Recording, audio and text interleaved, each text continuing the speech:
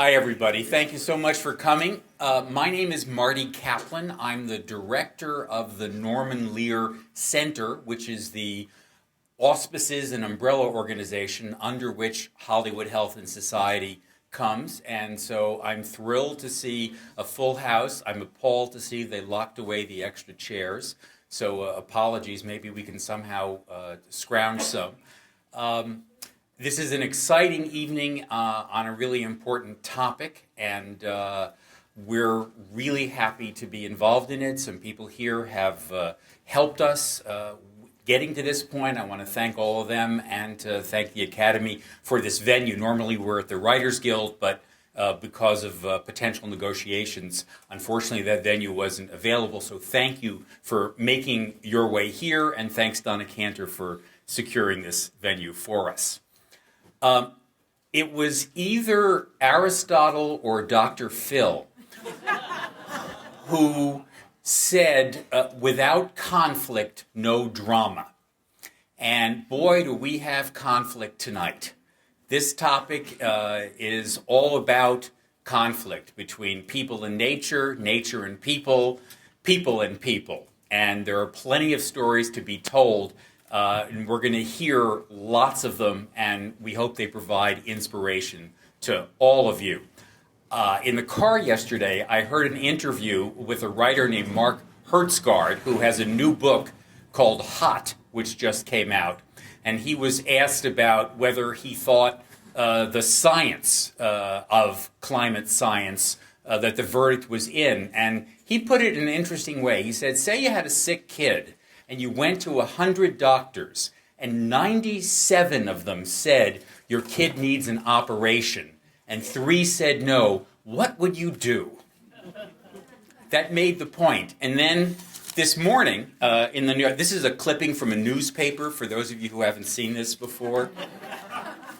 There was an account of a congressional hearing that took place yesterday. At House EPA hearing, both sides claim science. Right on point. And I just wanted to quote you what one member of Congress said after listening to what had gone on at the hearing. He said, if Copernicus, Galileo, Newton, and Einstein were testifying today, the Republicans would not accept their views until all the Arctic ice has melted and hell has frozen over, whichever comes first. I am simply quoting. It's my great pleasure to introduce to you the director of Hollywood Health and Society, who will introduce the panel in turn. Please welcome Sandra de Castro Buffington. Thank you, Marty. Good evening, everyone, and thank you all for being here with us tonight. I see so many friends. It's really lovely. As many of you know, Hollywood Health and Society has spent the last 9 years working with Hollywood's entertainment community to help writers and producers get accurate health information for their scripts. When we ask writers, what is your goal? They say to us, it's to tell the most compelling story I can tell. And we help writers and producers make those stories more compelling by making them more accurate and more realistic. Scriptwriters are the master storytellers of our time, and their stories transport millions of viewers around the world and actually invent what happens in our culture. And there may be no more important story today than climate change. Human survival is dependent on managing climate change. And evolutionary biologist Elizabeth Sahtouris said, crisis is an evolutionary driver. Incremental change is no longer sufficient. And the magnitude of this crisis is calling for dramatic change of the kind that can be inspired only by great storytelling. So tonight, we are so pleased to bring together this extraordinary panel of experts for The Heat is On, Creating a Viable Future in the Face of Climate Change. Tonight, we will hear from an expert on climate change from the Centers for Disease Control and Prevention, a UCLA scientist and professor on the health impacts of climate change, a futurist with a view on how climate change fits into the evolution of humanity, a well-known actor and longtime activist, and an acclaimed documentary filmmaker. This evening, I am delighted to introduce our keynote speaker from the CDC, Dr. George Luber. Dr. Luber is an epidemiologist and the Associate Director for Climate Change at the CDC's National Center for Environmental Health. His research interests include the health impacts of environmental change and biodiversity loss and the health effects of climate change. Most recently, his work has focused on the prevention of heat-related illness and death and the application of, now get this, remote sensing techniques to model vulnerability to heat stress in urban environments. And I hope he'll tell us what that means. So please join me in welcoming Dr. George Luber.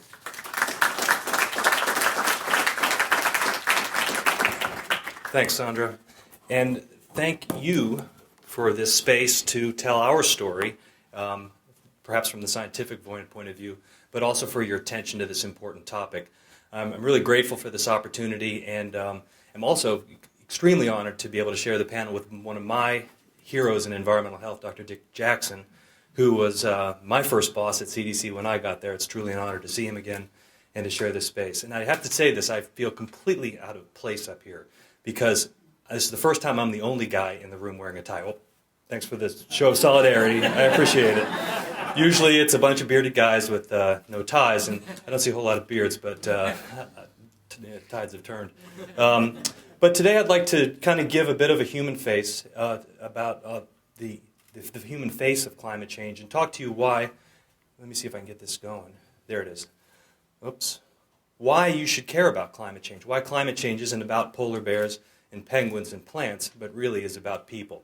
So I'd like to talk a bit about what we know about climate change and how it impacts people, and finish with a few thoughts on what we can do about it. What is the path forward? Now this ought to be the end of the story. This is the landmark reports in 2007 by the Intergovernmental Panel on Climate Change.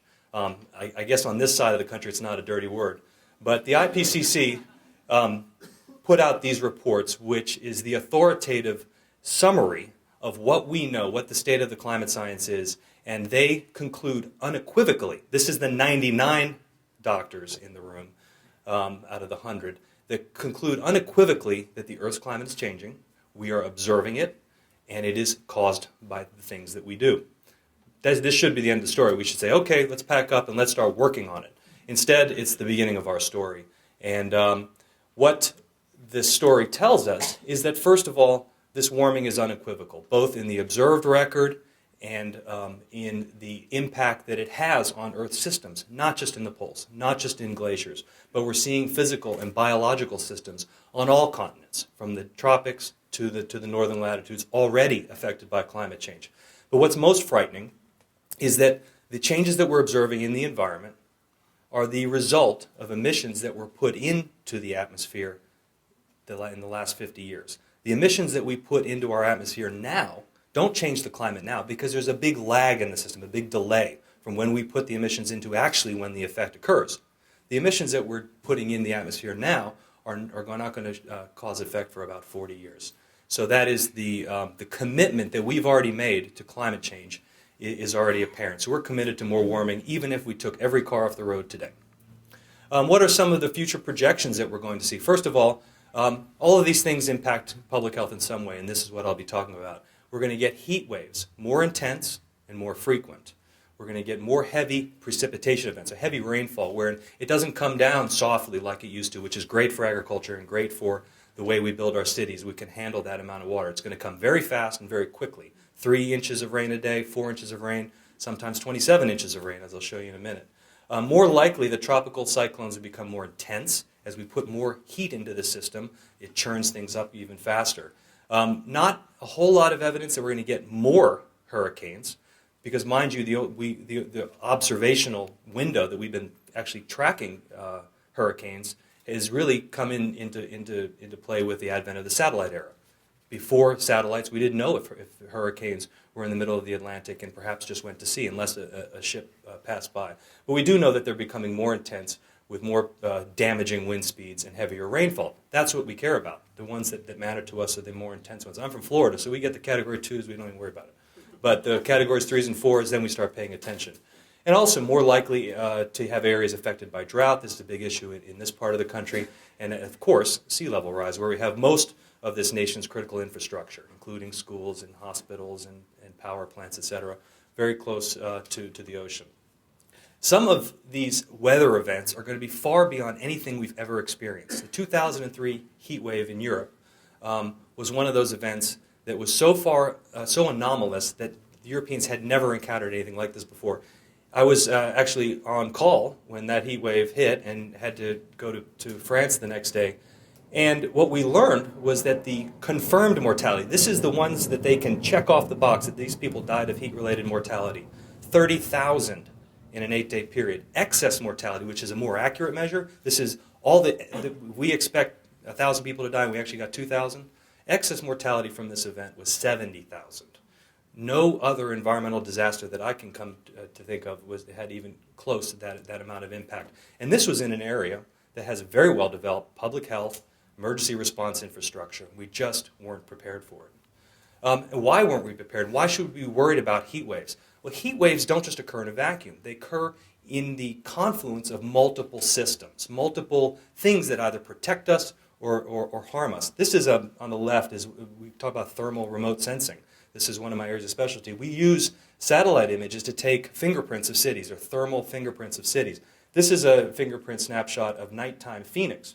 And Phoenix is in a dry desert environment like this area, and it typically cools down at night, giving a great respite from the heat for those that might not, the 3 people that might not have air conditioning, and reducing, more importantly, the burden on another critical system, and that is the electrical system, by reducing the peak energy demand.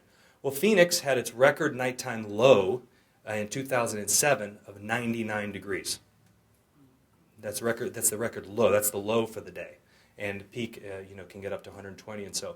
What this does is put a tremendous stress on the electrical system, causing the potential for a massive catastrophe where the power grid fails in the presence of a heat wave. You could imagine Paris with 70,000 excess deaths. I can't imagine what would happen in Phoenix if we had multiple system failures. And part of the reason is because of the engineered infrastructure, the built environment of our cities. The cities are great at capturing heat and trapping it and holding it, so elevating that nighttime temperature so you don't ever get a respite from the heat. Los Angeles spends a quarter of its annual energy budget just accommodating for the effects of the urban heat island. It's that much thermal mass, thermal capturing that the cities do. And that blacktop, that is concrete surfaces, not only radiate out heat, but they prevent water from seeping in, making it necessary for us to handle all that water. And we'll show later what that does. But the heat island not only intensifies heat within the city, and certain pockets of the city are hotter than others, some significantly hotter. And that's why we do this mapping to say, okay, where's the hottest spots of the cities? How can we predict where deaths are going to occur within the cities? Not only does it affect temperature, which can cause a lot of deaths, which is heat-related illness is the number one cause of weather-related death in the United States. But it also makes air quality really poor. It interacts with smog precursors or other pollutants in the air to produce a pollutant called ozone. And this is a graph on the left showing the association between temperature and ozone. And as the temperature rises, as we get into urban areas, ozone rises. And what happens afterwards? We get a lot of kids going to the ED. We get a lot of elderly, those with pre-existing conditions, respiratory conditions, that flood into the ED. And the hidden costs of that are tremendous. The numbers of over-the-counter medications, the number of prescription medications, the numbers of ED visits just go through the roof. Tremendous cost. But there are other more insidious changes that climate change and urban heat island and another phenomenon associated with climate change. Well, climate change is actually a pretty poor term. First we started with global warming, and that really didn't capture really what was going on, because it was whole climate regimes that were changing. We have rainfall and drying, and we get more intense winters because the Earth's system is just churning and it's moving things around in unpredictable ways. Well, we also have fundamental changes to the Earth's atmospheric chemistry that seem to impact health as well. This is not a function of temperature or rainfall, but the actual amount of CO2 in the atmosphere, which is now creeping up towards 400 parts per million, is affecting plants. And one of the plants that is most sensitive to this extra CO2 in the environment is ragweed. And ragweed, this is a study on the left. It's actually kind of interesting where this researcher from USDA, Louis Ziska, planted this ragweed plant across a line in Baltimore, from the urban area to the suburban area to the rural area. And the urban area has a higher concentration of CO2. Locally, it's called the CO2 dome. In cities, because of all the cars and because of all the mobile source emissions, we actually have a higher concentration of CO2 versus the rural areas. Well, it stimulates this plant production, and the pollen production of the urban plants is about 12,000 pollen grains per cubic meter of air versus 2,000 in the rural area. Dramatic increase in the amount of pollen that's available in the air, causing a lot of medical costs with hay fever, allergic disease, and for the most vulnerable, visits to the ED. And we can expect not only CO2 fertilization to increase the amount of pollen, but also longer growing seasons, because spring is coming earlier. The amount of frost-free days is much fewer. So we're getting growing seasons that are increasing in some areas, as much as 27 days, extra growing seasons in a year, extra growing days in a year. Poison ivy is another one that's stimulated by the CO2 fertilization. And in this case, it not only doesn't produce more pollen, but it produces more of its allergenic compound, urushiol. And so super poison ivy is coming down the pike with this CO2 stimulation and effects of climate change. So I mentioned heavy precipitation. As the Earth's atmosphere warms, this is basic physics, its ability to hold moisture warms or increases. So we get a lot more moisture available in the air, and that moisture cycles much faster. That evaporation and precipitation cycle increases much more dramatically. This leads to much more heavy rainfall, much more violent storms. This is one in 2005 in Mumbai. 37 inches of rain fell in a one-day period, or 2-day period, leading to 1,000 deaths. And I guarantee you this is an underestimate. This is just the deaths they could count. And who is this most affecting? Well, the slums that you see on the right, whenever you, in most developed countries, you have a great migration to the urban areas. And there's not enough housing, so people have squatter settlements on the edge of towns, and they're usually in the most undesirable land, which is the drainages, and on the sides of hills and in the bottomlands, where nobody has built before for a very good reason, and that's where you get most of the deaths. So there's a convergence between exposure, this heavy rainfall, and this runoff, with vulnerability being the most poor, the ones that are most affected, and conversely, the least able to cope with it because they don't have many resources. Hurricane Katrina was a great example of how those with the fewest resources were the ones most impacted. You know, we have family in New Orleans, and they just picked up and went to Houston and put their kids in private schools, and when all the stuff cleared out, they moved back and went back to life like before. And that's not the case with many of these folks who are still having trouble recovering from this. Other impacts, which I chose a few that might be relevant to this part of the country, and this is pine bark beetles and its impact on the pine deaths in Colorado and many parts of the Intermountain West.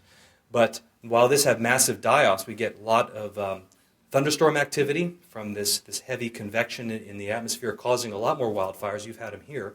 And this leads not only to property loss and damages from the fires, but really bad air quality.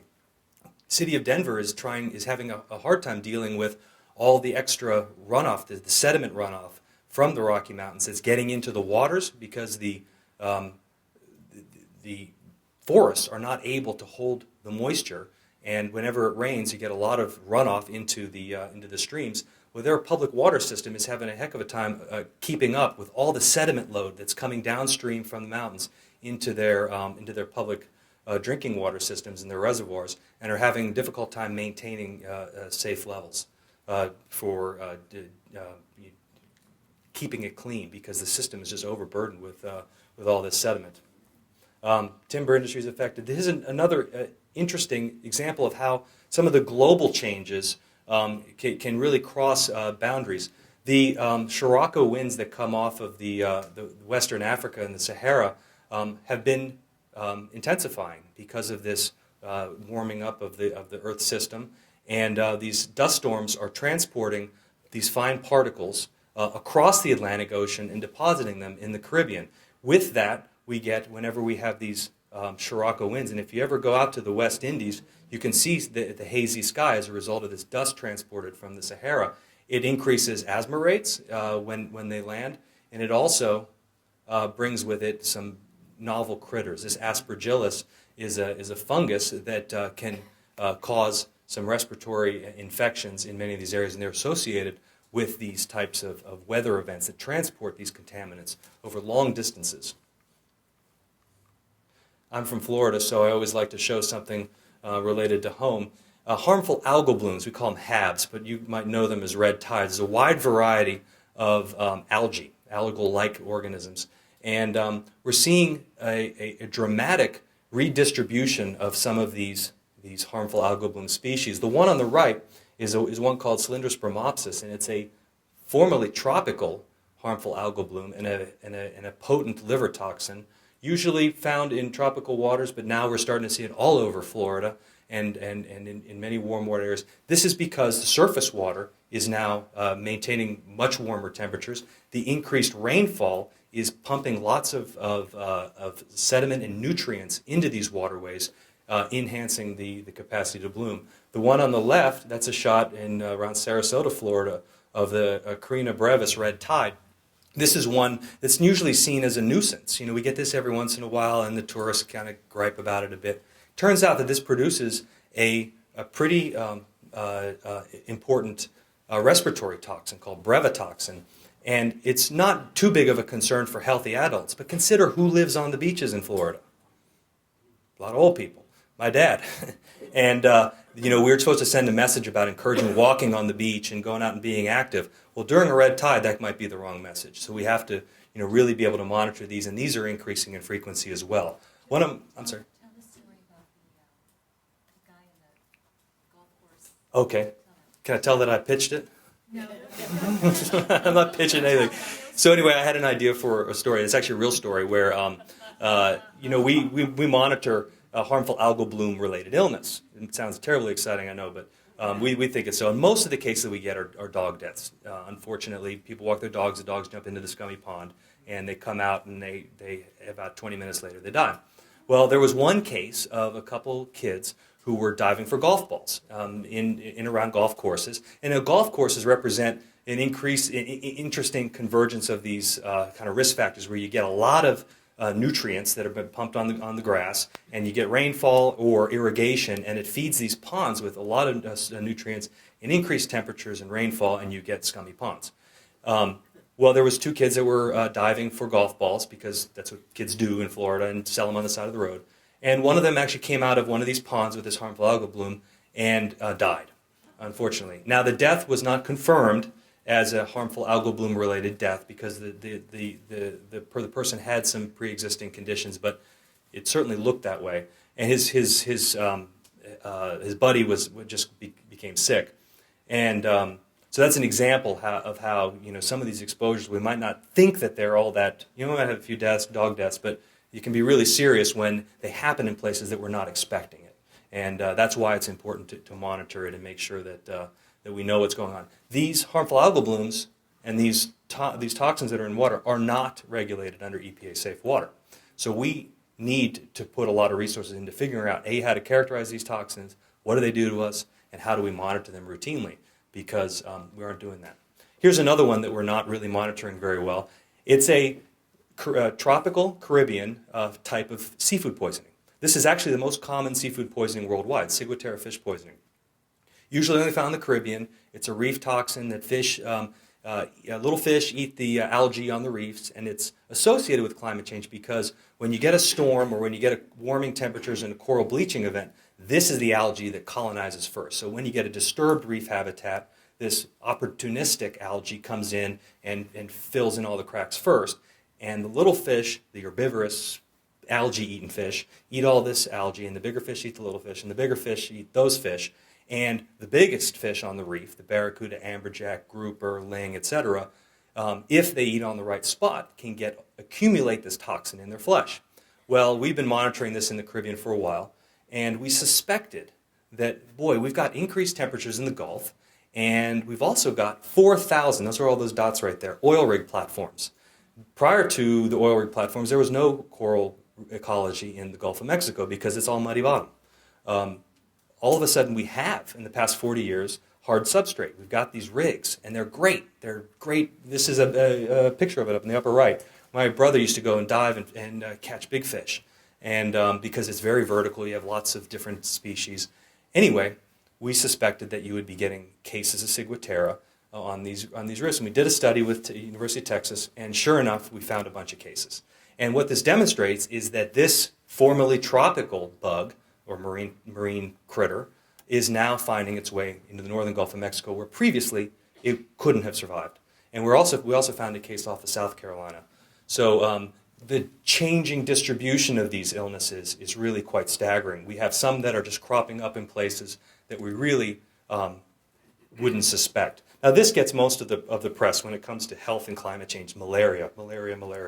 It might also be the smallest. And the IPCC says, well, yeah, because of warming temperatures, we're going to get a redistribution or spreading change, or a change in where we might find these bugs. Not just mosquito-borne disease, but all kinds of other ones as well. And it's not only a decrease in latitudes, northward and southward, but also in altitude as well, up the sides of mountains. And if you look at Africa, look at Zimbabwe, for example, most of those cities and populous areas are built outside of the malaria zone because they're outside of the malaria zone. And as we have an increase up the altitude, we have a whole range of naive populations that haven't had malaria, and we can expect some quite serious outbreaks. But this one is important for the United States. Lyme disease is number 8 on the list of CDC's list of notifiable diseases. Not a rare disease at all, and actually increasing in frequency. Well, when we model future climate, future population where we live, we're living in the woods a lot more, we're doing a lot more outdoor activities, and the changing ecology, we notice, and this is a map on the right, I'm going to animate it, how that ecology changes. And at 2080, Lyme disease is going to be our newest export to Canada. And they're quite concerned about it because it's spreading northward and it's spreading in certain areas eastward. And we have plenty of surprises in store. This was one, Cryptococcus gattii is another fungal infection that jumped out of nowhere, formerly subtropical, mostly tropical, jumped all the way up to Vancouver Island, Colombia. In just up to 2004, we had 216 cases, 8 deaths. This is a fungus that you inhale by being out in the woods and walking, become sick. Most of the early cases were people that were on some kind of immunocompromised rheumatoid arthritis or something, and they were taking some kind of medication that would lower their immune capacity. But now we're finding strains that are affecting just non-immunocompromised people. And this is just from walking in the woods because the fungus grows on the trees in the old growth areas. And 8 deaths, I think we can triple that number now. I think the latest figures are, and we're finding it in Oregon and Washington as well. So very surprising jumps in these organisms that we have to become prepared for. Okay, that was the good news. Okay. The bad news is that we're really unprepared to deal with this. This is my CDC hat speaking. So despite the fact that the energy, the transportation, the agriculture, the insurance industry are the leaders in climate change research, the reinsurance industry is so far ahead of everyone else because they know what the risks are. They're the ones doing all the good work. But despite the amount of breadth of organizations and initiatives on climate change, we really haven't begun to address what it means for health. And I think health provides a perfect frame for engaging the public in these issues because people care about their health. So I'm going to give 2 examples of the path forward and what might be ways to engage people, or how we at least think about it in framing climate change, not about polar bears and penguins, but about people and the path forward. And the first path is to identify these co-benefits and synergies. What I mean by co-benefits is that efforts to mitigate climate change, to reduce emissions, or adapt to these effects by building more resilient communities, by building climate-ready cities, that we can have other benefits, other societal benefits. So this is my family. It is black and white in Atlanta. But this is something I don't think we've seen in Atlanta. for 50 years, walking to school. And this is an example of the types of activities that if we can promote and design into our lives that can have such a wide variety of benefits that it won't matter if we're addressing climate change. It matters that we're improving people's health. So for example, by getting people off of, and I have to credit Howie Frumkin for this slide. This is his work. But by getting people out of their cars, we actually reduce emissions. Pretty simple over there, right? But we also increase physical activity in kids. And obesity is the #1 pediatric crisis affecting this country. But we also reduce air pollution, which impacts rates of asthma and a number of other conditions as kids. But getting people out of that metal and glass box actually allows them to talk to people. And you can understand, you can meet your neighbors and talk to other people in your neighborhood. And that is one of the criteria for a resilient community, is building social networks and building connections between people. Because if you have a crisis, who are you going to turn to? And your neighbors are there first. But we also have shown that physical activity in women reduces depression, reduces injuries. #1 cause of death from people 3 to 33 is motor vehicle accidents. Get them out of their cars. That would help. And by the way, we wouldn't have to spend so much darn money on infrastructure. So this is an example of the types of co-benefits that we can get from just doing a simple activity that can be centered around climate change. And here's some other examples of these climate change synergies that we have to start promoting in our communities and in our school boards. That's a good place to start to get those carpool lanes. Some of the worst area you can find in the city is at a carpool lane, when all those cars are sitting idling waiting for their kids. The second path is to really frame this message in a better way than we have been. And we have some great successes to draw on. I mean, if we can get people to get a colonoscopy, to quit smoking, to take their heart medications, to use a condom, and physical activity, we can move the world. I mean, come on. Why can't we get climate change some traction? So the current state of climate change communication is this from a reputable periodical. I mean, we can't get a more sober approach to this, then we've got some challenges. So we've got the alarmist approach, which is very popular. We've got the accusatory approach, which is equally popular. I think that person is supposed to look like Al Gore, but I think that's the tone that people get when they hear climate change, is that if you're not doing this, then you're killing the planet. So why can't we find a better frame? And scientists are equally guilty of this blame game. This is our approach to the accusatory approach: population adiposity. So that's having a little extra weight, and climate change. And the conclusion is that greenhouse gas emissions. Where is it? Basically, the fatter you are, the more emissions you have, because you take more gas to drive you around and more food to feed you. But anyway, this is how we frame it in the popular media, a story like that, and really is not a positive message to give out there, because we really need to engage people. So, but we also have to be very careful, because this message that I just brought you today sounded pretty scary, and I actually have a whole bunch more scary slides. But we have to be careful in which alarms we're going to ring. Is it going to be, epidemics going to sweep the country, or we can make life better by doing healthy things, and it can affect the climate as well if we just pay a little attention to it. So we have to choose the right alarmist message and to get action. And so my final thought to you today is that we really need to reframe the climate change dialogue away from polar bears and onto people. And what better to focus on than the children, because they're the ones that are going to inherit our climate future. So to conclude, climate change is a mainstream issue. Maybe not the most popular topic, but it is in people's minds. But it must be framed as a human welfare and a public health issue. And certainly the opportunity costs of not acting on this are far too high, not only for us, but for our children. So thank you.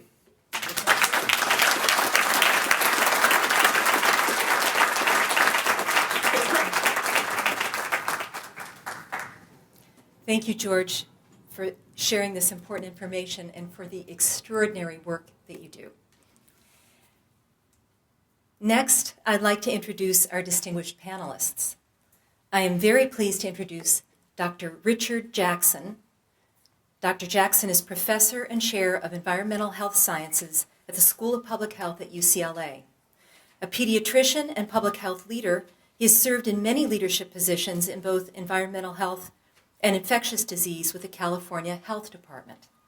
For 9 years, he was the director of the CDC's National Center for Environmental Health in Atlanta, and for his work there, he received the Presidential Distinguished Service Award. He has been a true leader, visionary, and innovator in the field of environmental health, making great strides in reducing risks from pesticides, monitoring birth defects, and combating asthma and childhood lead poisoning. His passion is how the design of the built environment impacts our health. Okay, next, I'd like to present Barbara Marx-Hubbard. Barbara is co-founder of the Foundation for Conscious Evolution. She's an educator, a speaker, and a social innovator who has authored 5 books on the new worldview of conscious evolution. Barbara is the producer and narrator of the award-winning documentary series entitled Humanity Ascending, A New Way Through Together. Buckminster Fuller has said of Barbara, she is the best-informed human now alive regarding futurism and the foresights it has produced. And in 1984, her name was placed in nomination for the Vice Presidency of the United States on the Democratic ticket, calling for a peace room as sophisticated as our war room to scan for, map, connect, and communicate what is working in America and around the world. We are also very glad to be joined tonight by actor and activist Ed Begley Jr.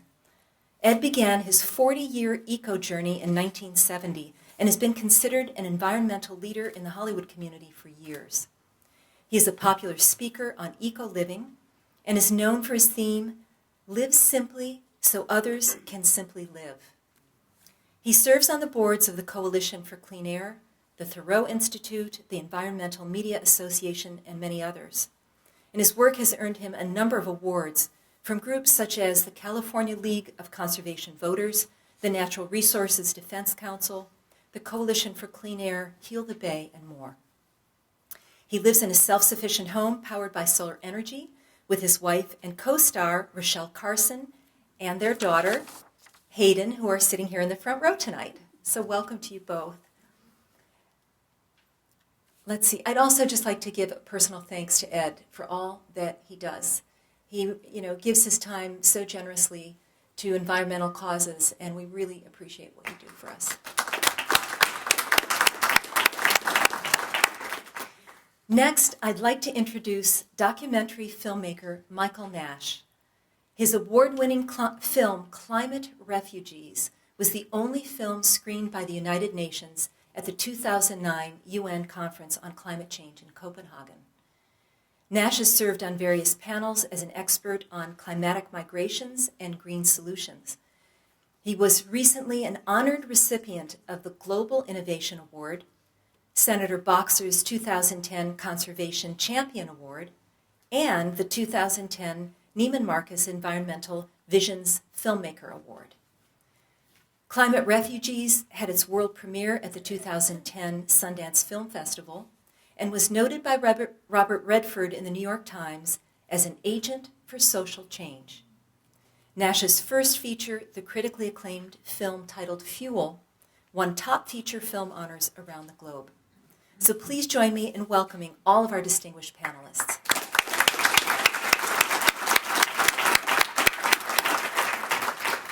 And now I'll turn this over to our moderator extraordinaire, Carol Kirschner. Carol spent 15 years as a television development executive. She worked as an executive in comedy development at CBS and held the position of vice president of Steven Spielberg's Amblin Entertainment. She now runs the CBS Writers Mentoring Program and the Assistant Training Program for television, as well as directing the Showrunner Training Program at the Writers Guild of America West. She has been working with Hollywood Health and Society on a special project to take a group of Hollywood's writers on research trips to South Africa and to India. Thank you, Carol, for serving as our moderator tonight. Thank you, Sandra. Is this on? Is this thing on? Yes. Yes. I'm really happy to be here this evening. I think this promises to be a fascinating conversation. We're going to hear from our panelists first. Everybody's going to make a short presentation, and then we'll have about 15 minutes for questions and answers at the end. To start things off, we're going to hear from Dr. Richard Jackson of the UCLA School of Public Health. Dr. Jackson, the floor is yours. So George did a wonderful job laying all this out. Is this on? Yes. Okay. So I'm going to perhaps round it out a bit. When I open my course at UCLA, I say to my students, can you dream for me what a really healthy city would look like? And they said, well, a healthy city would have gardens growing and fresh food, and it would come here, and we'd have a farmer's market, and we would have cafes, and people could sit outside, and they could say hello to their neighbors, and it wouldn't be loaded with cars, and you could get where you needed to go without being white-knuckled, stressed out, and dying to get to work every single day. And it would have nice parks, and it would have schools that really taught children how to be healthy. So describe for me an environmentally smart city, and they would say, oh, well, people would walk a lot. They wouldn't use cars. They would use transit. They'd have gardens. And begin to sound very familiar. I say, well, describe for me a prosperous city. And they would say, oh, well, it'd have lots of smart young people, because that's the most important thing you have for a prosperous city. And then after that, you've got good core industry, and everybody has a job, and really meaningful lives, and all the rest. I say, did you notice that they're all the same? And that's the theme of the whole course, is how do we bring together an intentional world that really is meeting our needs for economy and needs for environment, needs for health. We are facing a crushing set of epidemics. The obesity epidemic, I was the state health officer, and I remember saying to my boss that I thought obesity was the number 2 biggest threat that we were facing. And he said, well, I was a puny boy in Bavaria.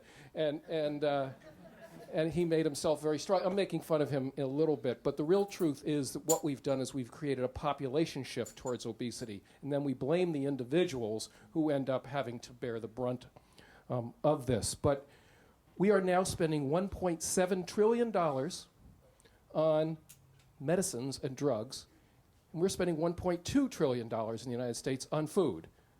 What kind of country spends more money on medicine and drugs than it spends on all the food that we eat inside the house and outside the house? And the truth is that the medical care system will collapse. It cannot take care of this tripling of obesity in our teenage kids, the quadrupling of obesity in our preteen kids, and the fact that we're now seeing old age diseases in people that are 17, 18 years of age. The other negative trajectory, and George didn't mention this, but George, when I was born, the planet's CO2, blood CO2 level, if you want to say it that way, was 300. When Hayden was born, the planet's CO2 level was about 370. Today it is 390. Any doctor who ignores a patient who is retaining CO2 in their system, retaining carbon dioxide, you know exactly what that means. That person is dying, and you have to intervene. And if you don't intervene, it's malpractice. Any patient that's spiking and increasing fever, Los Angeles is 4 degrees hotter at night than it was 100 years ago with the way we've changed this landscape as well. If we don't intervene with our environment, if we don't intervene with these disease entities and all the rest, we have got to come up with a positive vision. My friend Beverly Baroff is here, and Beverly had a film of me arguing with my youngest son, who was a peace and conflict major from Berkeley, and he's decided he was going to study. He was going to go to peace college, not to war college. And I was arguing about these big issues, and he's saying, Dad, I can't deal with all that stuff. All I can do is lead a life that makes sense. I'm a vegan. I don't own a car. I bicycle where I need to go. I get my clothes out of the free pile, and I refuse to buy into the system that you people have committed generational child abuse upon my generation. And and so I can't change the world, but I'm going to change myself, and my friends are going to have a new vision. And so maybe I'll close with that, because I think that casting a positive vision of communities that foster health, foster economy, foster the environment, that create places for our children to have meaningful, healthful lives. This is really the great task of our generation. Thank you.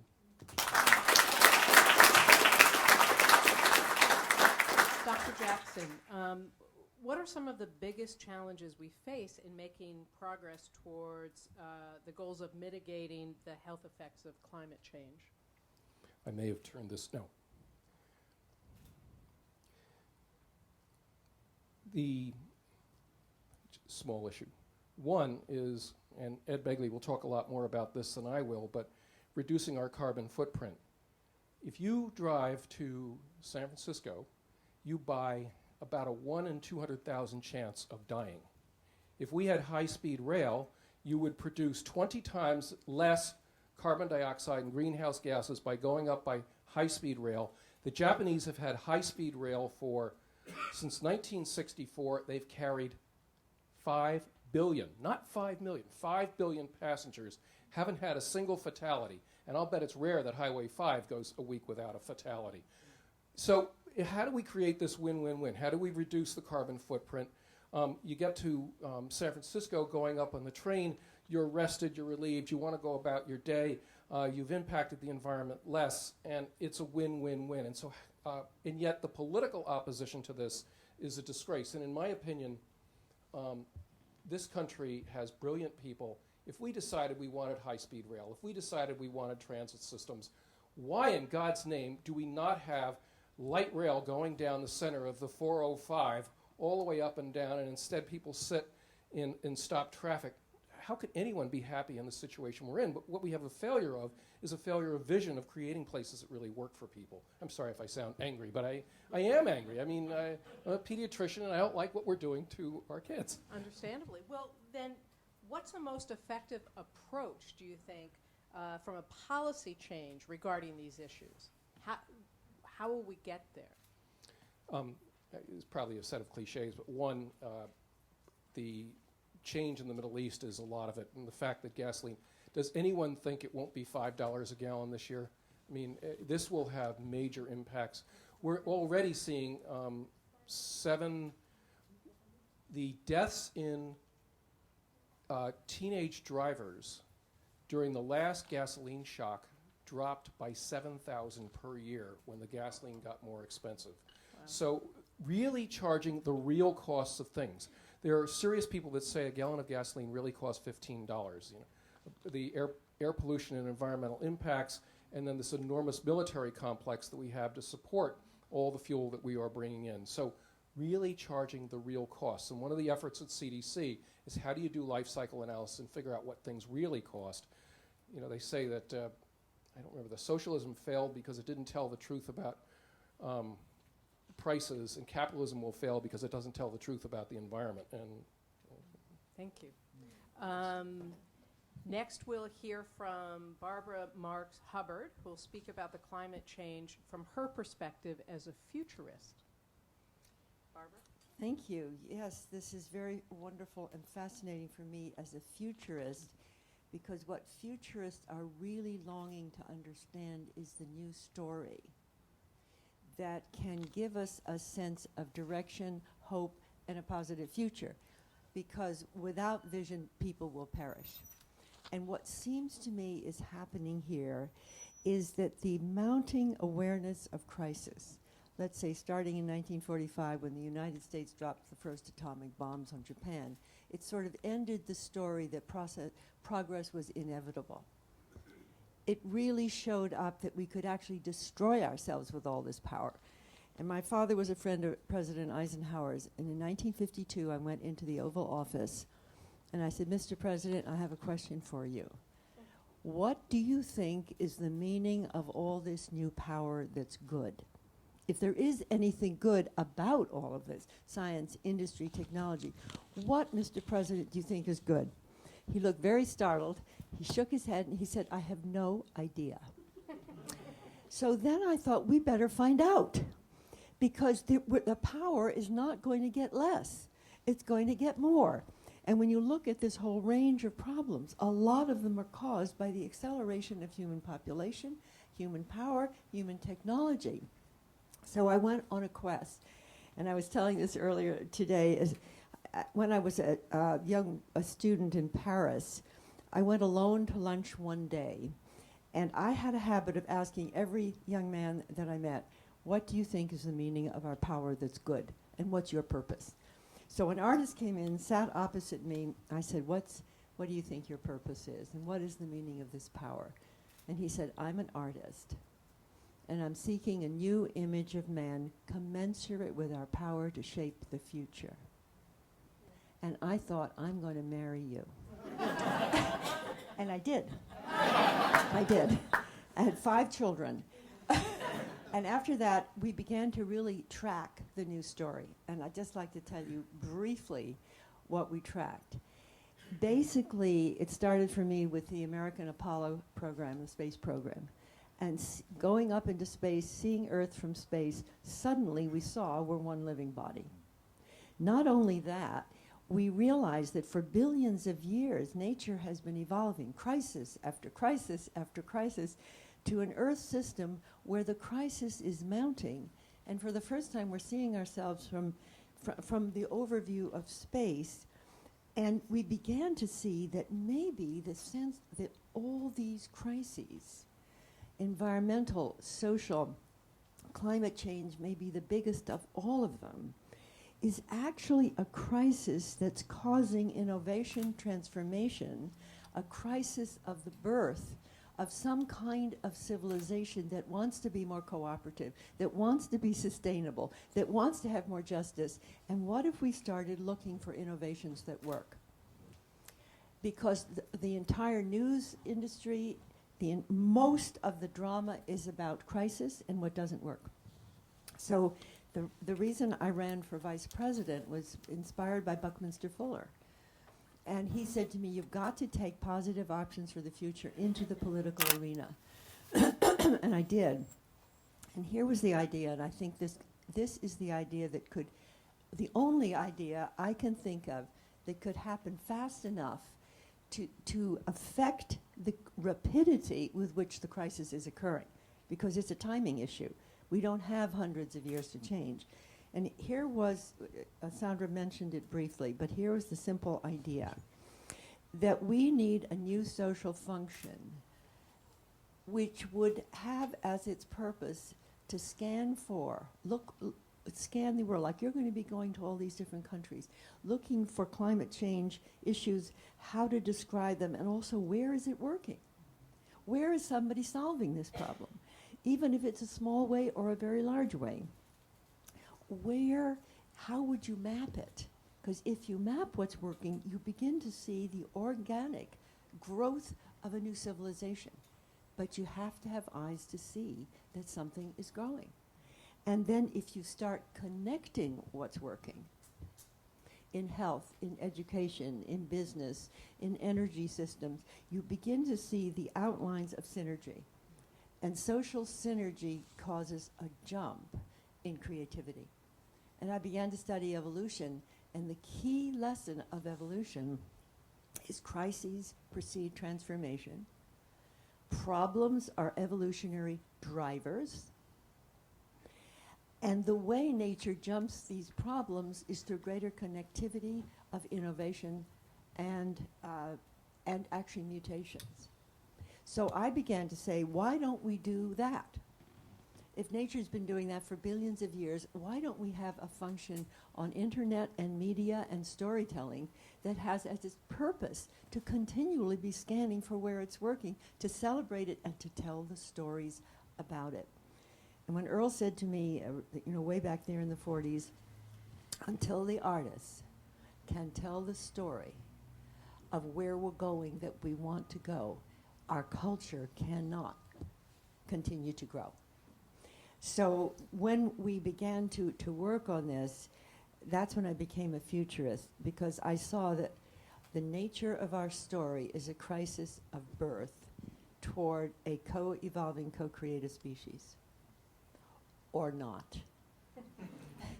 And the or not is the greatest wake-up call that human consciousness has ever had, to realize we're affecting evolution by everything we do, the babies we eat, the food the babies we produce, the babies we eat, the food we eat, the cars we drive, and that since we are affecting it negatively, we can also affect it positively. And so when I ran for vice president, it was the most impossible task you could imagine. I was told I would be lucky to get one delegate if she were my mother. And I was a grassroots futurist who headed out into the country in 1984 asking the question, what do you know that works? And they formed Positive Future Centers, and I arrived at the Democratic National Convention with no money, no media, and no passes to the floor. And I wasn't really a politician, I was an idea candidate, but I got in, and I made like 5-minute speeches at South Dakota caucuses at 5:30 a.m. That's about what I started with. And I said, I'm running for vice president, and our purpose is to put a new function in the office of the vice president to find out what's working in America. And they signed up, and in 2 days, I had more votes than Jesse Jackson and all the others, and I was the other woman nominated along with Geraldine Ferraro. Now, when the guard, he walked me up there, he said, now, honey, they won't pay any attention to you. They never do. You're saying this for the universe. So I said it for the universe. I said, when the United States of America and other countries takes on the task of identifying, connecting, and communicating what's working among their people, we will have a new world very quickly. And I really believe that's true. So I'm absolutely thrilled to be here with storytellers, because here's the question. How can we tell the story of what's growing, what's emerging, what's creative? Because it tends, they say, you have to have the drama and the distress.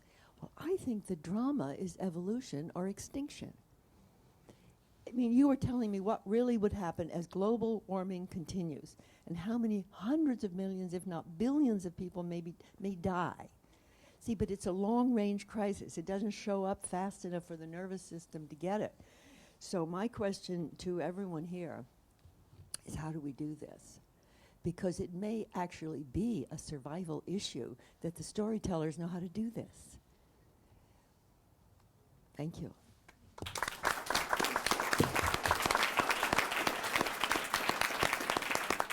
Well, that's very inspiring. And let me ask you this, because as a futurist, you inspire, you have a positive take on some big problems. How do you combat the sort of cynicism and the despair and the fear of what's going on and the kind of information that's being talked about tonight? Well, personally, after having really studied cosmogenesis. What is cosmogenesis? Cosmogenesis is the story of how the universe got from no thing at all to everything that is. That's a big story. That's a big story. How did it get from, let's say, 13.7 billion years ago, as now assumed, to create energy, matter, and then on this earth, life, animal life, human life, and now our life, and you place yourself in that story. And Norman Cousins once said to me, Barbara, there's an arrogance in pessimism when you study what nature has been able to do so far. Now, it's not possible to me that with human intelligence, having been created by the process of creation itself, that we would not be capable of figuring this out. Not only that, I think the crisis of having to figure it out is going to grow our species from a self-centered infantile stage to possibly growing up. That would do it. Thank you. Thank you very much. Our next speaker is Ed Begley Jr., actor and activist. We're going to start by watching a clip of Ed's new show, Living with Ed. Let's watch. Hi, I'm Rochelle, and I am living the life. Rochelle? Years ago, I came to Hollywood to follow my dreams, fall in love, become an actress, and live like a queen. These are antique, Ed. You can't give these away. Oh, I can, you see, because they're mine. Well, I am an actress, and I did fall in love, and now I'm living like... Well, what am I living like? Everything is a struggle. Nothing is done easily. We have to, it's a negotiation. This is what keeps the ship going. My husband's a star, but he's decided we won't live in Beverly Hills. Oh, no, instead we have our charming little house here in Studio City, complete with a white picket fence made entirely of recycled milk jugs. Our sporty vehicles, electric or two-wheeled. All of the power in our house, don't ask. Now, the long and the short of it, my husband Ed might be an environmental hero to you, but to me, well, let me put it this way. You try living with Ed. Sweetie? What? Ed has a ridiculous schedule. He's leaving sooner than I am, and then he stops everything and goes and deals with Bill Nye the Science Guy down the street. He'll stop anything for something environmental. It's amazing. Of course, Bill's a scientist, a TV host, and a neighbor who thinks a lot like Ed. Yeah, I mean, apparently Bill is trying to keep up with the Joneses, in this case, the Joneses being the Begleys. Bill, Hey, man. Today's the day. you got the solar going in It's today, coming. huh? Here it is. Here's the breaker right here. Just waiting. Just Wow. waiting for us. Right there. Ed gets it. And unlike many people, he has put his money where his roof is. Wow. And look, the boys are up there putting in the brackets. They're hard at work. Yes. This is Andy. This one's Andy. Nice to meet you. So today's the big day, huh? Today is the big day. How much wattage you putting up there? 180 watts a panel. Great. That's Yeah. great. Yeah, so 24 panels. Wow. We got 4 kilowatts.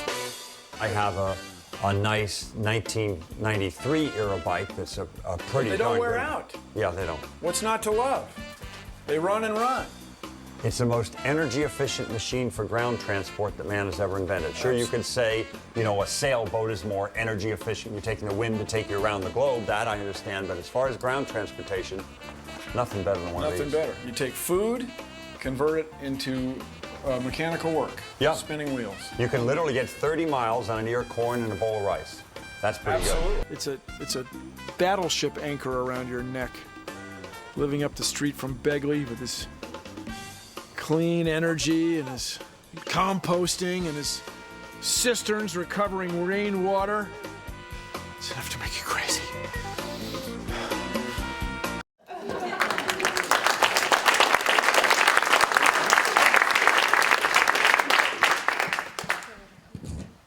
I'm not going to stand just because I don't want to expend more CO2, and I realize sitting here that this jacket is way too small.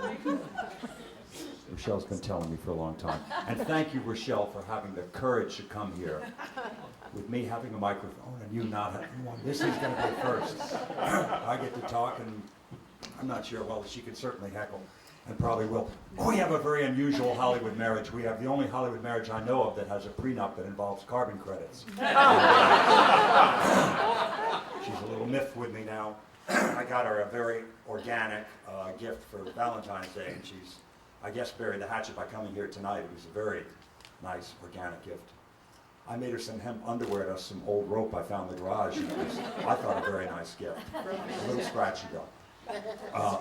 But the truth is, I've been doing this stuff since 1970, and I got to thank George, and I got to thank Richard and Barbara for their wonderful observations. And I agree, we have to reframe the message, and I think we have to keep it positive. And I've had some good luck, actually, in the past many years, going around the country talking about these matters. And I go regularly to red state areas.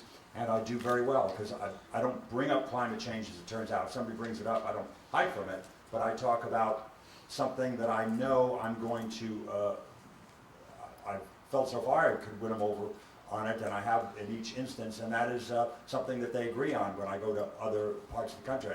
I say, does everybody here want to lessen our dependence on foreign oil? Everybody here want to clean up the air here in Houston? Everybody here want to put money in their pocket? Well, that's what I'm talking about. And by the way, in case these wacky scientists happen to be right about climate change, you just bought yourself an insurance policy you have in your back pocket against climate change that costs you no premium. You're doing these other things with it. And I've had great success with that. And I know my friend John Quigley, who's here, has been talking about reframing the discussion. Many people have. Marshall Hershkowitz is too. Are you working with Marshall on that? Yes. Yeah.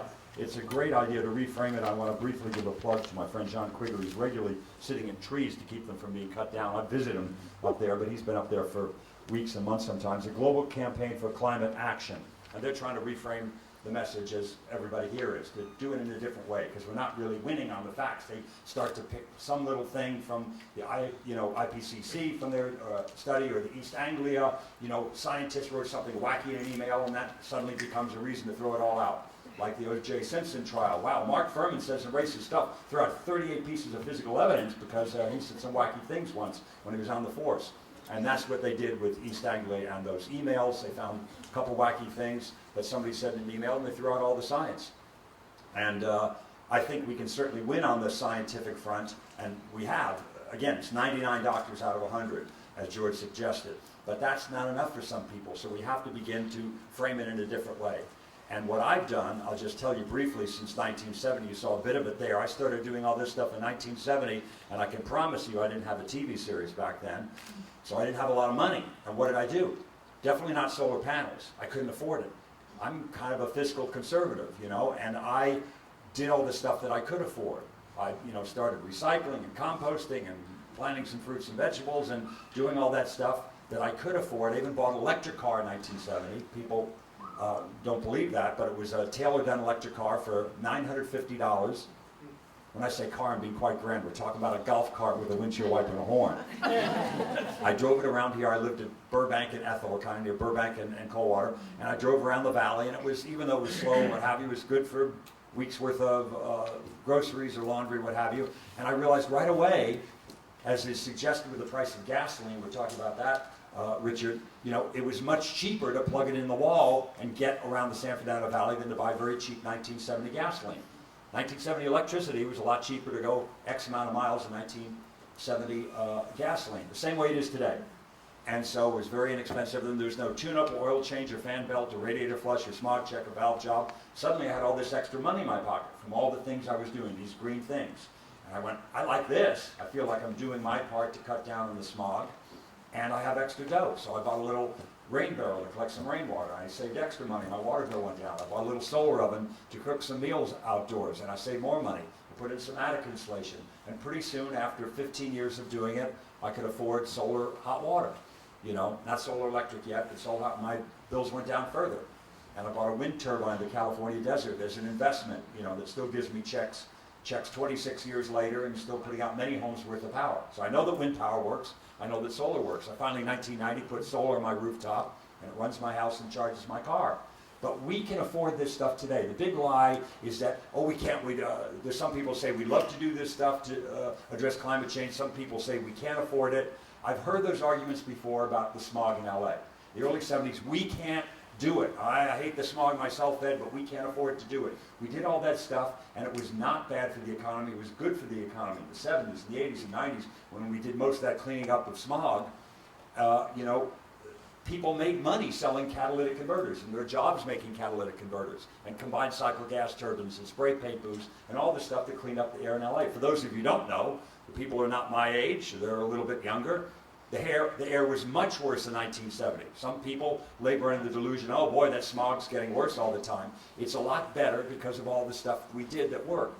The catalytic converters, the combined cycle gas turbines, and all those many things made the air, even with 4 times the cars in LA for 1970, and millions more people moving in. If we just held the line on the smog and said, wow, we kept it the same from 1970, damn, we're good. We cut it in half, and we can do that. Now again, there's still smog in LA and horrible pockets of smog near the ports, and some communities are bearing an unfair, a burden of it with a lot of diesel around them, and that has to be addressed. And we can do that, but we've proven we can do it, and you don't need to go broke doing it. There's a tremendous amount of prosperity. You need to move away, and it's not going to happen overnight, but move aggressively away from all these jobs being in oil derricks and coal mines and refineries, and move them towards building wind turbines and solar panels and energy efficient homes and all those things. And again, people love to cite the things, well, I can't afford solar like you. I can't afford an electric car. Neither could I in 1970. Can you afford a light bulb? Can you afford a thermostat? Can you afford some weather stripping? And do those things today. The people that don't have the money, the doctors, lawyers, actors, people who have the kind of money, have at it. Go get it today. and do those things, and you will make a difference. That will address climate change.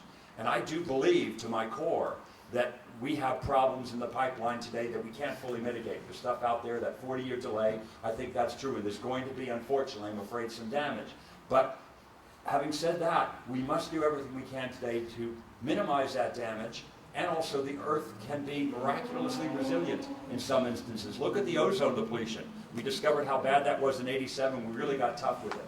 You know, with eliminating CFCs from a lot of things. They said, you'll never be able to have a refrigerator again. You won't be able to have an air conditioner. We have both, of course, and that ozone hole is not the same size. It is not bigger, it is smaller, ahead of schedule. And I think we can do this. Again, I'm not saying, wow, back to your houses, folks, nothing to see. It's all going to be fine from light bulbs. That's not going to get it. But we should start with what we can do today. Everybody should do every one of those cheap and easy things they can today. And we need to write about and talk about it and deal with good science. I get all my stuff. I belong to a lot of environmental groups, and I certainly look at the information they post on their site, but I always go to someone with a PhD after their name, with people like the prestigious scientists and doctors that we have before us today, and get that stuff, peer-reviewed science, Science Magazine, Nature Magazine, and for the doubters in climate change, the people who want to know about the science, I say, just go to NASA. Type in the words NASA climate on your search engine, and come right up. There it is. And I would guess, I don't know for a fact, I would guess there might be more Republicans in NASA than Democrats. I don't know about that, but it certainly is just science. They don't have a dog in the race. They really don't. They're not fundraising based on climate change. NASA is not. So go to NASA Climate if anybody here wants to see some good science about loss of sea level ice. And it's all the wonderful stuff that George had in his stuff. It comes from NASA and NOAA. These are people, again, don't seem to have a dog in the race. They're just people who are talking about the science. And we can talk about that, and that's fine for the people who want to hear it, but otherwise, talk about it in different ways, about our health, and about how we can save money doing it. When you think $500 to $700 billion a year leaves this country because of foreign oil, that's a lot of money.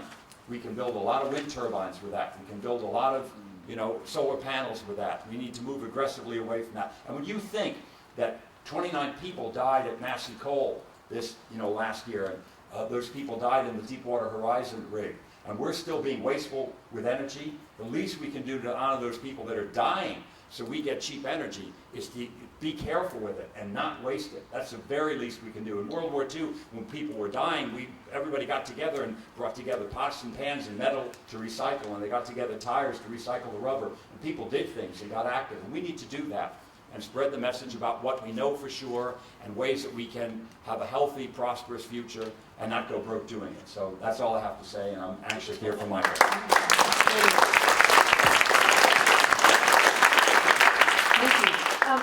Let me ask you this without going into very much detail at all. Just out of curiosity in your work, the doubters, why do you think they doubt? It's human nature to doubt. I think it really is human nature to doubt and be skeptical, and that's good up to a point. But, I think there's something else going on, and I think there is, as some suggest, a great deal of denial. Because at some point, you see so much evidence about climate change, and there's so much good science about it. Some people, they just don't want to change. They think they're not going to be able to drive around. They believe some of the people that are promoting a lot of fear about it, and so they literally think it's going to upset their world. They won't be able to get from point A to point B, and we'll all be shivering at night and won't have any heat and what have you. So I think we can still have a cool beverage and a warm shower, just do it more efficiently. And people, when they're fed by certain news outlets, they're more inclined to doubt, because there's a lot of bad science out there in this matter, as you know.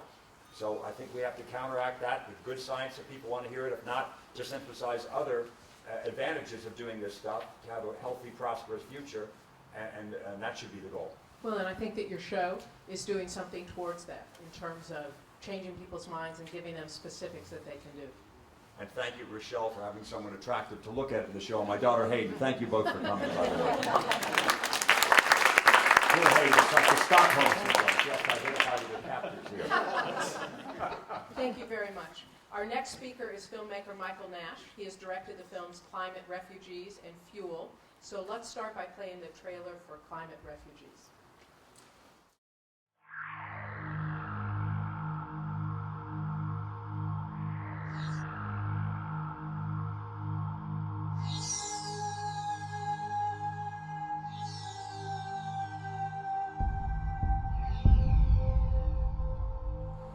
Climate change is on a complete collision course right now with civilization as we know it.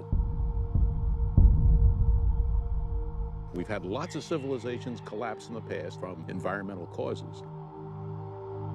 I'm certain climate change has occurred. Our responses at the moment are inadequate in terms of coping with these newly displaced people. These are really the human faces of climate change. Nature is now at war with us.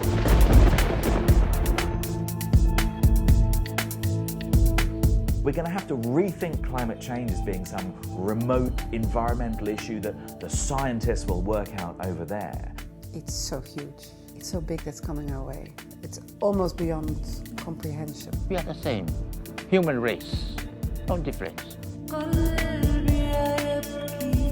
We're dealing with the fact that there's a gap between what the law provides and what the world needs. People cross borders all the time. That will change all sorts of equations. When you get scarce resources, or if you get a change so radical that people can't function, you have huge displacement. The threat of refugees as a consequence of climate change is an enormous national security issue. Europe is spending millions to defend itself against immigration from Africa. When the Pentagon begins to think about what might happen, that's a clear indication that we have to start taking something seriously.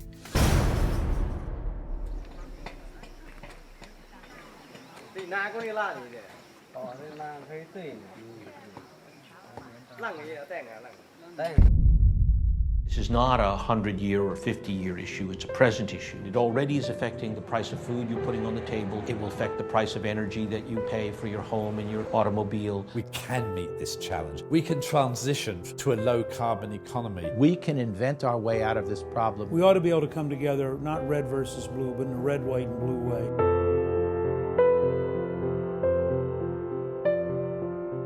The challenge is no longer to save the planet. The challenge now is to save civilization itself. And that is not a spectator sport.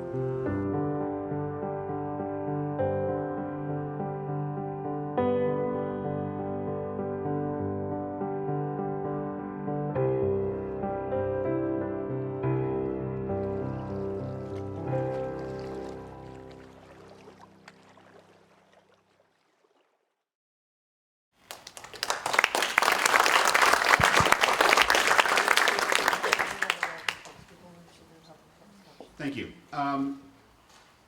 First of all, let me just thank Barbara and the Hollywood Health and Society for having us and all of us here. About 4 years ago, I kind of started this journey as a filmmaker, as a storyteller, as a writer, as a producer, and I really wasn't sure what story I was going to tell. I'd heard both sides of the story. That climate change was happening, and climate change, wasn't actually caused by man. And after doing a lot of research, I actually kind of thought that, very much like you were saying in the beginning, that this is really all about the human face of climate change, if indeed, climate is an issue. So I spent 3 years traveling around the world in search of the human face of climate change. Was there a human face? If there was, what did it look like? Could we do anything about it?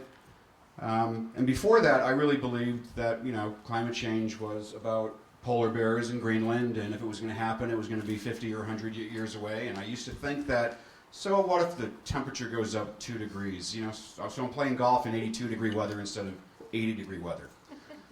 Until I started really speaking to some experts, and the difference between that 2 degrees is no different than the difference between someone having 104 temperature and 106 temperature. Well, at 104, you're pretty sick. At 106, you're dead. And as I really started looking into, the human face of climate change, I traveled to over 47 countries. What we came across was really a little bit more than we bargained for. And we came across this intersection in civilization where overpopulation, overconsumption, lack of resources, and a changing climate are all colliding with each other for the first time. And it's forcing tens of millions of people to have to relocate to places that are creating issues. We now live in a border nation system. 2,000 years ago, people used to relocate, it wasn't an issue, but now as people are starting to relocate to different issues or different countries, it's really becoming a national security issue. Never, as a storyteller, and let me just also preface this, we've screened this all over the world. I'm very excited to be here to a bunch of storytellers, a bunch of writers and showrunners, because I believe that we can pay it forward here. I believe with everything that everybody is talking about today, you guys have the opportunity to take it out to millions and millions of people. And I find that intoxicating. I find that exhilarating. I find that, I find that I don't know if there's any place that I've actually been where I've had an opportunity to speak, where there's such an opportunity for growth to come from, what can happen tonight. And as I continued this journey, what we found was there are currently 25 million climate refugees. In Pakistan, overnight, 20% of Pakistan went underwater, and the United Nations called me up, and they basically said that they'd given birth to 21 million more climate refugees. And what was really frightening was the Taliban, the terrorists, were in there recruiting these people that had no food or water. And that has the Pentagon and our national security minds really thinking about this issue, unlike they've ever thought about it before. In fact, the Pentagon right now frames climate change second only to avoiding war with China as the biggest issue that America needs to deal with. So when you get the military kind of looking into this whole story, as they say in the trailer that you saw, I mean, that kind of changes things. The Pentagon is traditionally a very conservative outfit, but I interviewed a lot of these folks. When I wrote the treatment, when I wrote the outline, never in any part of it did the two words climate and war ever go together, but it's the end of Act 2 in the film. And we are heading toward climate wars. We are heading toward resource wars. When we screened this to the Pentagon, they actually said that I was conservative in my approach on it, and we predicted in the film that it would happen within 10 years. And speaking to some of the generals, and there was a vice admiral who said something that I thought was really poetic, and because this is all about the human face. I mean, as writers, that's, we tell stories about people. And he said something that in a million years, sitting behind a computer, thinking of what to write, how can I really kind of get someone's attention, I could have never come up with this. And basically what he said was, he said, there is going to be time in the very near future, and he actually said in the next decade, where we will be in resource climate wars, where parents will have to deal with the death of their children who wore the uniform of our country, who died in a war, in a climate war, in a resource war that never had to take place had we gone green. And that changed the game for me when I heard that.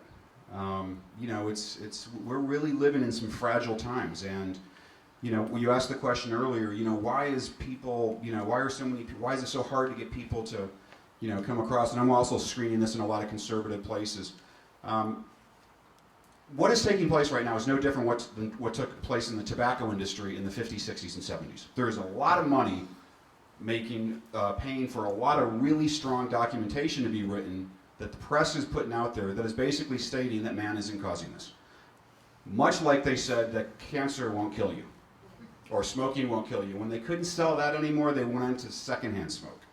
And they knew they'd never win the war, but if they could postpone it for 3 or 4 decades, they'd make billions. And that's exactly the game that's being played here. And we need to do something about it. I mean, fade in. There's 100 writers sitting in a room in North Hollywood. A couple showrunners, a panel up front. The question is, will we take what we've learned today and actually, institute it into, the bandwidth that we actually are so blessed to work within? And I would say this from just a person who traveled around the world and kind of got lucky on this whole journey. The human face of climate change is out there. It's unbelievably how climate change has a target, a bullseye on children and on women. And it's not going away every day that we wait. It's only going to get worse. I've been screening this to colleges and governments and parliaments and NGOs all around the world. And as we screen it in high schools and we screen it, we always have Q&As afterwards, and it's always really interesting to kind of get the feedback of what these kids are saying and what they're thinking. And as we look around here, there's a couple of young kids in here, but the youth should be represented much more. And I've found wherever we screen, they're not. And it's a little frustrating. So we need to do, and we can get to them through television. I grew up, and I was very careful whenever I went into the forest, because Smokey the Bear told me that only I could prevent forest fires. Okay? All of us have the opportunity to put those messages out into the public. I never polluted because Woodsy the Owl told me to give a hoot, don't pollute. All right? We have, so what do we, is there Eco the Bear, be cool, live green, or whatever it is, this little polar bear. Whatever it is, whatever your minds kind of come up with, we can greatly affect this message throughout the world. I will also say that in screening this film abroad, it's a little bit embarrassing being an American, because there's so many countries that are so clearly ahead of the United States on this issue. It's frustrating. And you ask what you can do. I would say this, especially to a team of creative writers and producers. What is your passion? If you're a designer, if you're an architect, if you're a doctor, whatever your passion is, whatever really motivates you when you wake up every day. And in here it's telling stories. So, find a way to tell these stories, and you will change the world. As we were leaving Bangladesh one day, and we were heading to the South Pacific, we were packing up, and we were in the southern region of Sundabar, where the largest mango forest, and it had just been wiped out by Hurricane Siddar. 1 million people overnight basically were displaced, and most of them are still living in Dhaka, those who are still alive. But I just forgot exactly what I was. You're leaving Bangladesh. Oh yes, we were leaving Bangladesh, and there was this 7-year-old boy who came up to me and kind of tugged on my shirt, and we needed a translation. And basically, what the translation was when you get back to America, will you tell the people there that Bangladesh is not going to survive unless you help us? Now, when I left Los Angeles to go to Bangladesh, I don't think half of my friends could find Bangladesh on a map. But here's a 7-year-old boy that probably, should be out with his family, or, catching fish or surfing or playing soccer or whatever. And all he was thinking about is Bangladesh going to be okay? Because America is going to do the right thing. As we traveled and we saw all these human faces of climate change, it is very clear that people are looking to America for the answers. And wherever we went, wherever there was food and all these refugee camps, there were always American flags on. I mean, it's not like we're not doing a lot. We're doing unbelievable things. But in this room tonight, we can really become ambassadors to get this message out. I will leave you with this. I believe that us in this room and others that, as we preach this message, it's very similar to, I don't think the first person that found out that the world was no longer flat, I don't think before, evening fell, the rest of the world knew about it. So how long did it take for the first person to realize that the world was no longer flat to actually get it out to the rest of the world? And how long was it where it was a 50-50 battle? And I think right now we're kind of, at least in America, we're at that point where, there's a lot of people out there, that have seen that the world is no longer flat. They have proven it. They've talked to the scientists. It's you can't dispute it. And I think every day we need to go out and we just need to look at these folks and realize that we've been someplace that they haven't. And we need to help them understand that the world is no longer flat. So we can all kind of live on this beautiful blue planet that has been created for us. So thanks. Thank you, Marcus, and thank you to all of our panelists. So you've heard now from the scientific community, from the futurist community, and from the entertainment community about climate change. Now's your time to ask questions. Is there going to be somebody with a microphone, or just... Do we have a runner? Runner? Here's a microphone if someone needs it.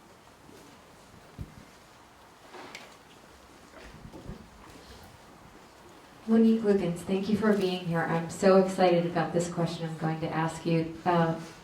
Dr. Jackson, you mentioned that your son is a vegan. And we've known for several years now, it's semi-well known, I would have to say, that veganism can totally help the methane gas deplete in the atmosphere. And yet it's not being discussed like it should be. Now, I don't know where all the money came from to gather the information that it was the cows that were putting so much pollution in the air, more than all the transportation combined in the world. But if that study was made, why aren't we talking about it more? I was shocked that it wasn't talked about in Copenhagen.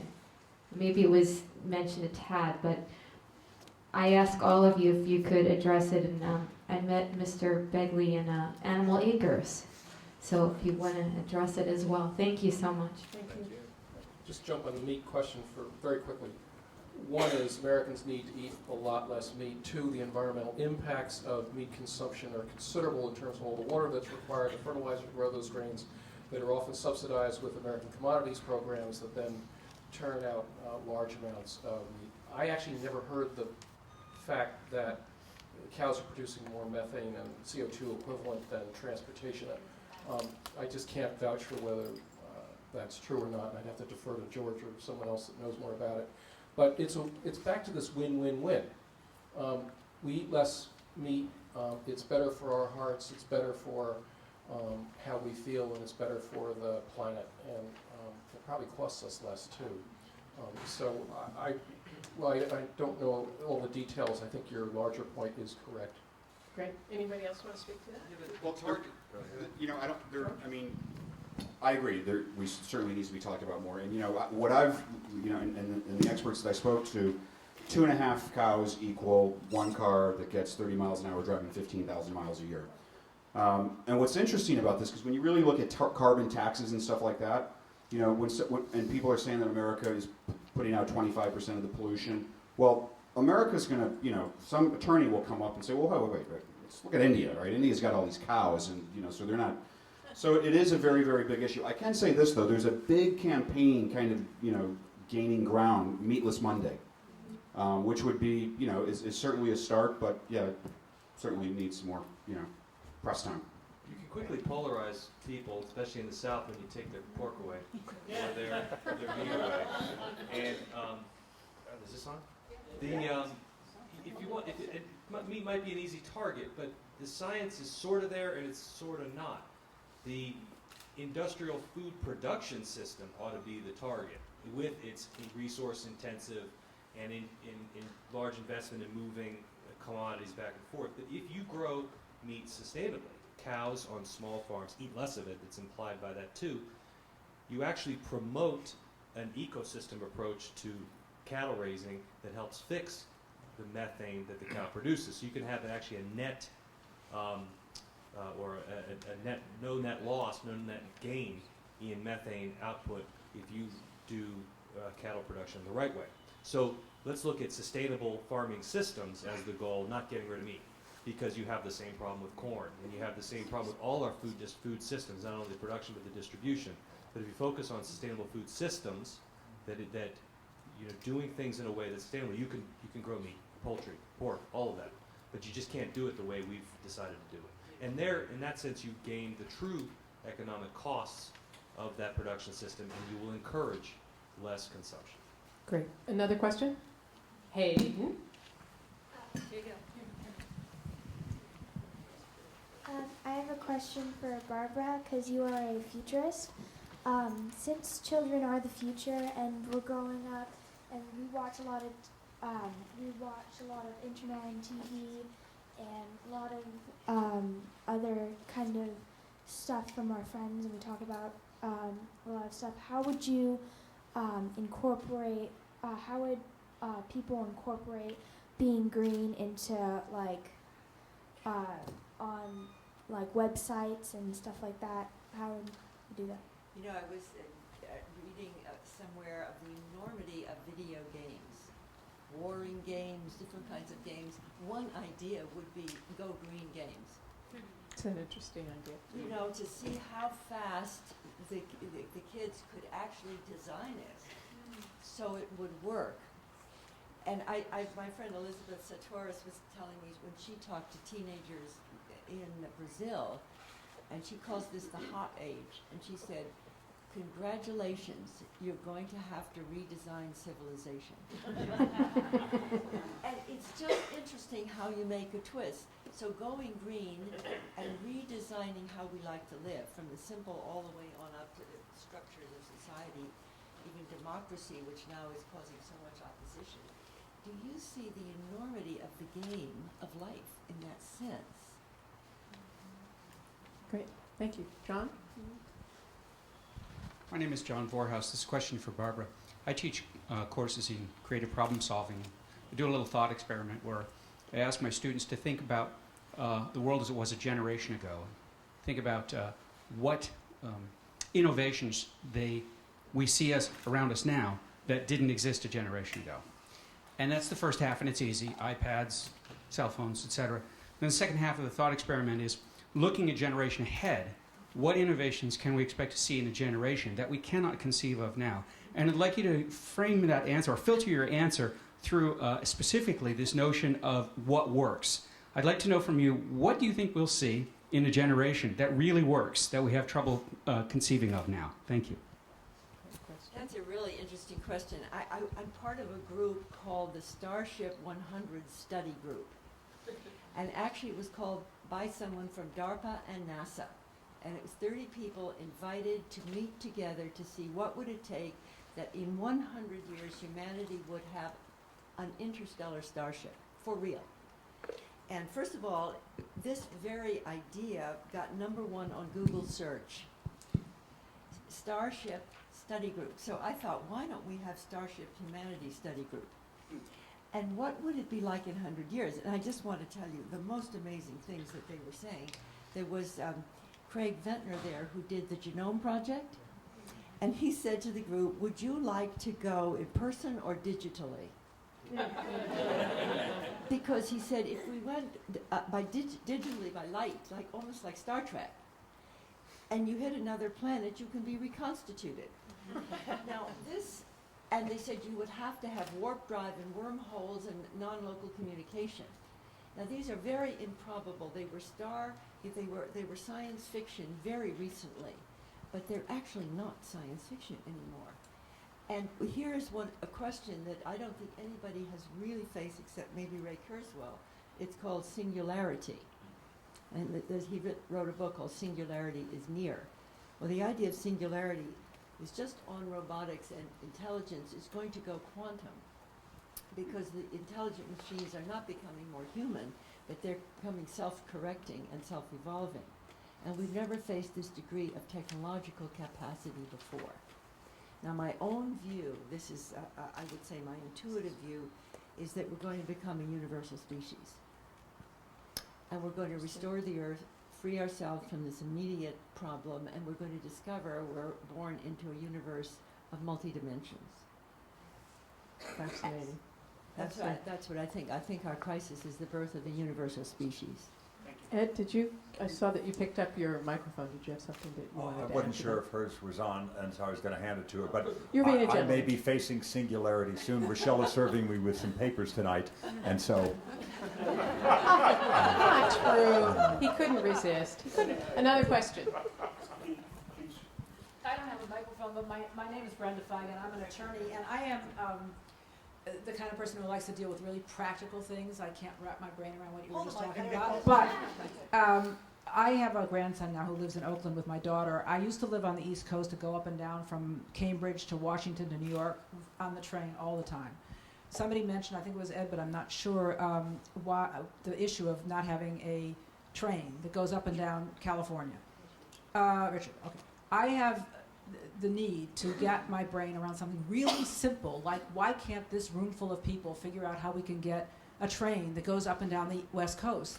It's so practical, it's so easy compared to some of the issues that I just think we could almost solve it tonight. It's optimistic. When you put transit systems in place, you double the percentage of population that meet the physical activity guidelines of the Surgeon General. It's amazing. When Charlotte put it in place, the people that were using transit on average weighed 6 pounds less a year later. That's a health benefit, the genuine benefit. And they used a lot less energy, and they probably socialized and spoke to people and got home a lot less stressed and didn't have to run down to the fast food place for dinner. I want to say briefly, when you're done here, go outside in this neighborhood and look at this area that they built here at the terminus of the Red Line. And they mocked when they were building this. Anybody besides me remember? Oh, I can't believe it. There's a subway to nowhere in North Hollywood. There's nothing there at the end. Look at the density that's happening here, and tell me how many vacancy signs you see in these many, many structures around here. People were drawn to this because they could get right on the subway and get to Hollywood, get to downtown, get to many other parts of the city because of this transit hub that is north. Just go outside when you're done, walk around a bit, and tell me what you see. Good point. One of the really fun things is that they're no longer building subdivisions around golf courses, partly because people get sick from them. But they're actually beginning to build them around agriburbia, and people are doing local food production. And one more time, it's a win-win-win. Great. We had one question over here. I hate to be the bearer of bad news, but we're all going to die. Unfortunately, that includes me. And how I deal with that generally is denial. And I think that's a trick we play on ourselves, and that's our biggest enemy in trying to get involved in this issue.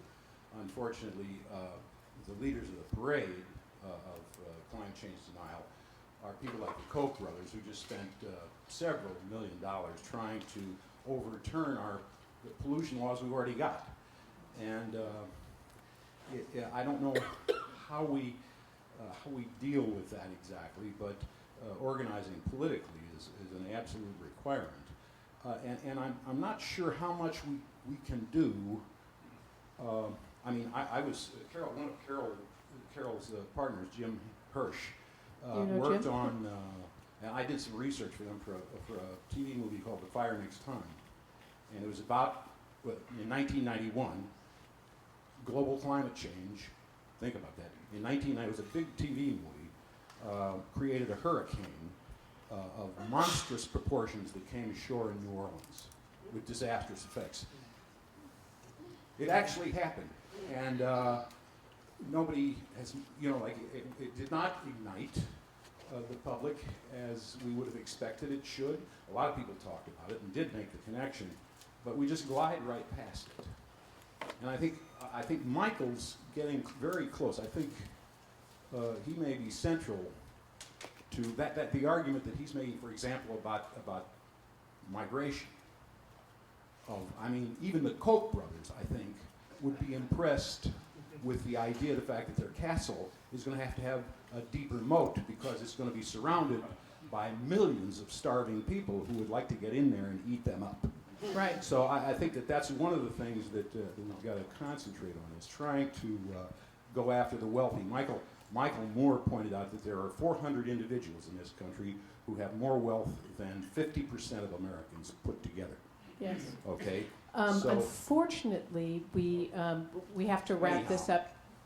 Did you get my point? I think that Michael Nash's film was an excellent piece, and I'm really interested in seeing it. Thank you. Thank you. We have time for one more quick question. Yes. I'm not an urban planner, and I'm not a legislator. I think most of us are not urban planners or legislators in this room, but most of us are filmmakers, myself included. And I think that in terms of dealing with this emergency of the future, it's not enough for us to just do one more blockbuster hit with a climax being this or that, millions at risk, but that we have to find a new way of structuring our stories as well, so that it will penetrate much further into the DNA of the storytelling that is part of what makes a human a human. Thank you. Very good. Thank you. Sandra, Let's just say that very quick. Quickly? Yes. The way I deal with my obviously manifest depression is I get so energized by the students and by the young people and by the vision that these problem solvers, and they think across domains far more powerfully than those of us who grew up in a much more linear way, and that is my hope. Thank you. Sandra. Thank you all for a very inspiring evening.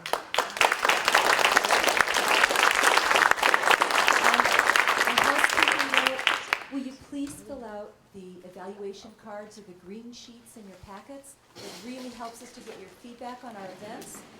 For the writers out there, know that you can call Hollywood Health and Society anytime you're working on a health or a climate change storyline, and we will connect you as a free resource to experts and get you the information you need for your scripts. And I'd like to extend a warm welcome to all tonight's panelists and to our moderator. Thank you so much for being here.